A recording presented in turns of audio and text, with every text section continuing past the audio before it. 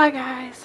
So I took a couple votes on Facebook, Snapchat, whatever, and asked if you guys actually liked the marbling on top or if you thought it was a little too busy. And with all the decorations, actually a lot of people did end up really liking it, so I'm gonna keep it.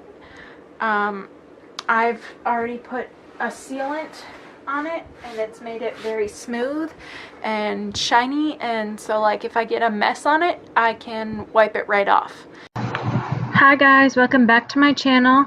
If you're new here, hi, hello, please subscribe down below, give this video a like, and leave a comment telling me if you like these kinds of videos and the next area I should try and redo if possible, and I will try and do that for you guys. Also, leave a comment down below telling me what you liked about my change and what you didn't like and what you would have done differently, or what you absolutely love and wouldn't change about what I've done to my new area.